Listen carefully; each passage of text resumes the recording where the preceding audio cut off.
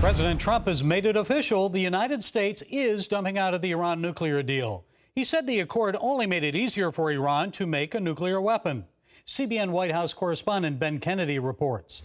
I am announcing today that the United States will withdraw from the Iran nuclear deal. An announcement that made headlines worldwide. President Trump reinstating sanctions on Iran and even imposing secondary sanctions on nations that engage with Iran. Any nation that helps Iran in its quest for nuclear weapons could also be strongly sanctioned by the United States. The accord was designed to freeze Iran's nuclear program in exchange for an end to economic sanctions on Tehran. But Israeli Prime Minister Benjamin Netanyahu accused the Iranians of secretly developing nuclear weapons. The deal didn't push war further away. It actually brought it closer. The deal didn't reduce Iran's aggression. It dramatically increased it. Netanyahu called Trump's move to back out of the deal historic. President Obama, on the other hand, says it's a serious mistake. Some feel that by getting rid of the deal, Iran can start its nuclear production at a higher level. Iran's president warned Tuesday that his country may resume enriching uranium if European leaders failed to preserve Iran's benefits from the 2015 accord. They may not, just because they're also appealing for European support, and certainly I don't think they would start a nuclear weapons program soon. But it's risky getting rid of the entire deal. We are now respected.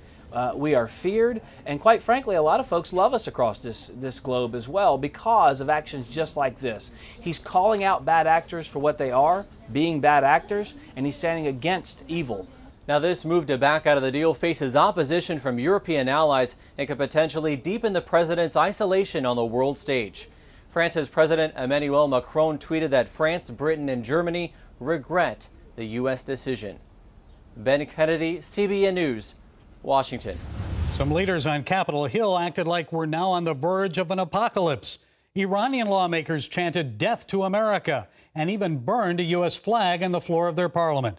Well, joining us with more from Jerusalem is CBN News Middle East Bureau Chief Chris Mitchell. Chris, what's the reaction in Israel? Well, the reaction, as you may imagine, is elation from Prime Minister Benjamin Netanyahu, from many of the members of the Knesset, from the ruling party. If there's one element, one issue that unites politicians throughout the political spectrum of Israel, I think it is the Iran nuclear deal, and the fact that they see a future possible nuclear Iran as a mortal danger. So I think Israelis, leaders here are exceptionally excited about this. And this brings, as many people think, the United States and Israel even closer. Chris, does this now make the possibility of war between Israel and Iran more or less likely? Well, you could look at it a couple of ways, Gary. First of all, they basically are at war. It's a low-grade war right now. Israel reportedly has been striking Iranian targets inside Syria as several times in the last few weeks. There's talk of war almost daily here in Israeli newspapers. So what's happened is that Iran, as it tries to fill the vacuum inside Syria and establish military bases inside that country, they are facing a determined Israel to prevent that from happening. They don't want Iranian military bases on its northern border. And so that's why you hear these reports of Israeli planes striking surface-to-surface Iranian missiles inside Syria. Whether this explodes into a Middle East conflagration and a direct war between Iran and Israel remains to be seen. But I would add, Gary, that I think that here in the Middle East, and you know this so much, that they respect strength. And when President Trump has nixed this deal and imposed the highest possible sanctions on Iran, that speaks volumes, not only to Israel and the United States enemies, but their friends as well, like Saudi Arabia, Egypt, and Jordan. Yeah, the old saying is peace through strength, isn't it, Chris? Some critics of Trump's actions say he based his decision on old evidence of Iranian nuclear development, nothing new since the deal was reached in 2015. Now, I know you attended a briefing, Netanyahu's presentation of evidence, so what do you think of that? Well, I think what they did is they discovered files from Project Ahmad, which was Iran's nuclear program to design, build, and test a nuclear device. It came from 2003. But what they made certain in the presentation, made clear in the presentation, that it was Iranian information that was meant, that should have been divulged as part of the Iranian nuclear deal. It wasn't. It was hidden and stored away. And so anytime when these nuclear deal provisions expire, 10, 15, 25 years, Iran has the know-how to build a nuclear device. So, Chris, really, it wasn't that there was any new information about a new violation of the agreement, but it was basically demonstrating, hey, you can't trust these guys. They hid this. What else are they hiding? And once this is lifted, they'll move forward quickly.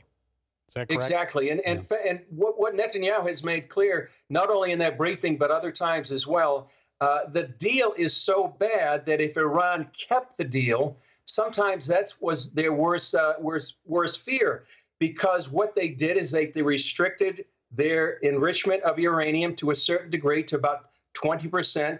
But the deal allows them to continue research and development for sophisticated centrifuges. So when these calendar things change, 10, 15, 20 years, then Iran will have ability to enrich uranium at a prodigious amount. They'll have the information to weaponize that. They'll have the ballistic missile technology. So that was Netanyahu's point. Even if they keep the deal, it's so bad that it would almost allow Iran to have a nuclear, not just one device, but literally a nuclear arsenal. It really did nothing to eliminate the program. It just contained them and kicked the can down the road. So how did other Middle East leaders react to the announcement, Chris?